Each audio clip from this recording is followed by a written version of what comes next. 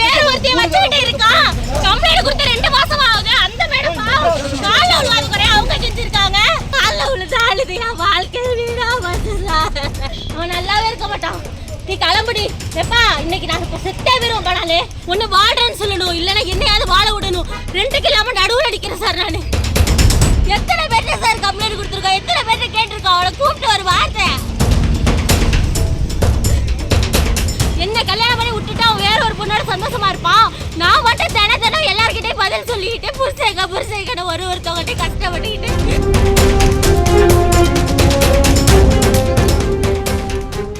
2022 பிப்ரவரி 14 கல்யாணம் நடந்துச்சு சார்.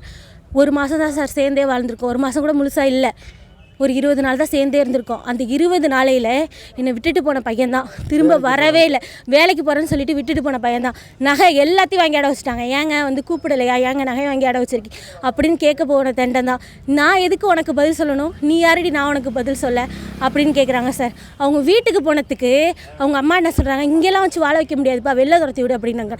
இதுக்கு முன்னாடி நான் ஓடி போனப்பையும் சரி என்னை வச்சு கம்ப்ளைண்ட் கொடுத்து நான் மாசமாக இருக்கேன்னு சொல்லி உங்கள் அப்பாவோட சேராது அப்படின்னு சொல்லி என்னை பிளாக்மெயில் பண்ணி கல்யாணம் பண்ணாங்க சார். கல்யாணத்தன்னை கூட அடிச்சிருக்காங்க சார். அந்த ஊர்காரவங்க மக்கள் எல்லாருமே பார்த்துருக்காங்க. அந்த ஊர்காரவங்க எல்லாருமே பார்த்துருக்காங்க.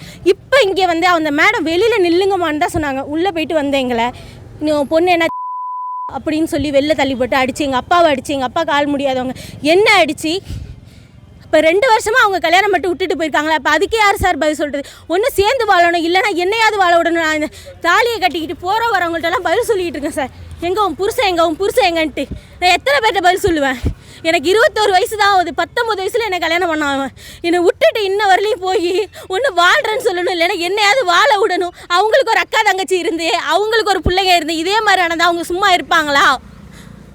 போலீஸ்காரவங்களுக்கே அவங்க அடங்க மாட்டேங்கிறாங்க சார். விசாரிச்சாங்க சார். ஃபஸ்ட்டு ஃபோன் அடித்து கேட்டாங்க என்னம்மா பிரச்சனைன்னு கேட்டாங்க. கேட்டுட்டு நான் அந்த பையன்கிட்ட கேட்டு சொல்கிறேன்னு சொல்லி இப்போ தான் சார் அவங்கள வரைய வச்சுருக்காங்க. வர வச்சவங்களும் வந்து போயிட்டாங்க. இன்னும் விசாரிக்கவே இல்லைங்க சார்.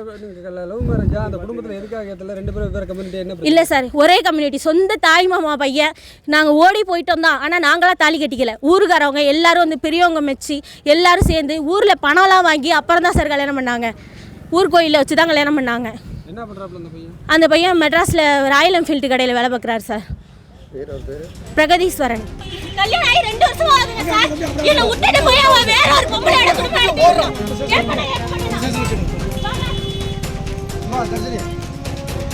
நம்ம நடந்தே போலாம். இன்னைக்கு அவன் வேற ஒருத்தைய வச்சுக்கிட்டு இருக்கான். கம்ப்ளைண்ட் கொடுத்து 2 மாசம் ஆகுது. அந்த மேடம் கால்ல விழுவாது குறைய அவங்க செஞ்சிருக்காங்க. அப்ப பொம்பளை பிள்ளைங்க என்ன அவளை இழக்கிறவா என்ன? அதுல ஒரு தாயிலா பிள்ளை எங்க அம்மா இல்லாம எங்க அப்பா வச்சாலத்தாங்க. நான் கல்யாணம் பண்ணிக்க முடியாதுன்னு சொன்ன பொண்ணு மேல அவன் என்ன கல்யாணம் பண்ணிக்கிட்டு இருக்கு. கால்ல விழுந்து அழுது என் வாழ்க்கை வீணா வந்துடுறா. கல்யாண வாழ்க்கையில இல்லாம இந்த அடை இல்லாம அந்த அடை இல்லாம நடுவில் வலிக்கிறேன்.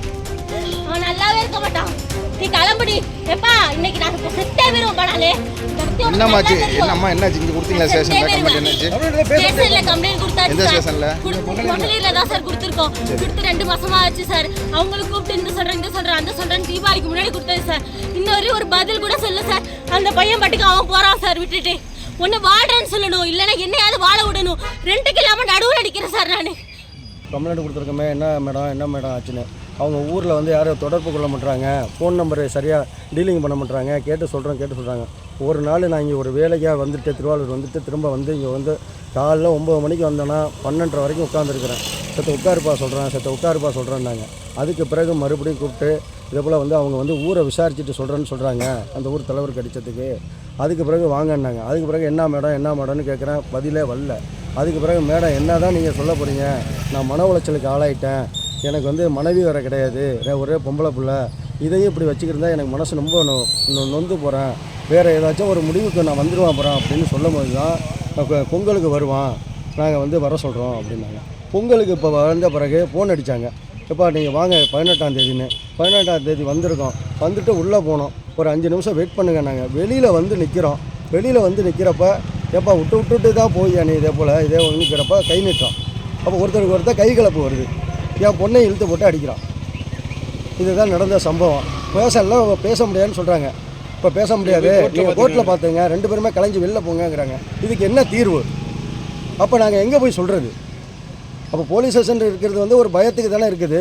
அப்பயே போறேன்னு சொன்னேன் சார். நீ மாசமா இருக்கேன்னு சொல்லு, அதான் இருக்கேன்னு சொல்லு. கல்யாணத்துக்கு முன்னாடி எனக்கு தொடவே இல்லை சார். என்ன மாசமா இருக்கேன்னு சொல்லு, அதான் இருக்கேன்னு சொல்லு, இதான் இருக்கேன்னு சொல்லு. என்ன பிளாக்மெயில் பண்ணி என் வாழ்க்கையை நான் வேண்டும் சார். யாருமே விசாரிக்கவே மாட்டேங்கிறாங்க சார் இந்த ஊர்ல.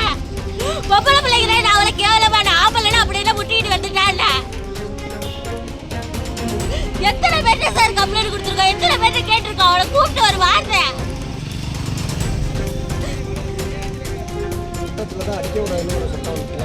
ஏன் அடிக்க கூடாது? அப்புறம் ஏன் தப்பு பண்றாங்க?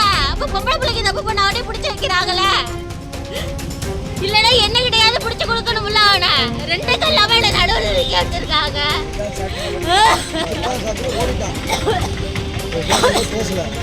அவன் ஓடுனாலும் அவனை விட மாட்டேன். நான் அவங்க வீட்டுக்கு போவேன். ஆய் ஓட எல்லாரும் வெளில தள்ளுற. இல்லைன்னா வச்சுக்க, நீ என்ன உயிரோட பார்க்க முடியாது. பார்த்து இருக்கிற ஒரு பொண்ணை நீ அள்ளி வச்சுட்டு தான் போற. நீ பொண்ணு வாழ்ந்தா எல்லாரும் நல்லா வாழணும். இல்லைன்னா வச்சுக்க, யாருமே வாழக்கூடாது. என்ன பொறுத்தளவு என்ன கல்யாணம் பண்ணி விட்டுட்டு அவன் வேற ஒரு பொண்ணோட சந்தோஷமா இருப்பான். நான் மட்டும் தினம் எல்லார்கிட்டையும் பதில் சொல்லிக்கிட்டு புருஷங்க ஒருத்தவங்க கஷ்டப்பட்டுக்கிட்டு நான் மட்டும் இருக்கணுமா? செய்திகளை உடனுக்குடன் தெரிந்து கொள்ள உடனே சப்ஸ்கிரைப் பண்ணுங்க.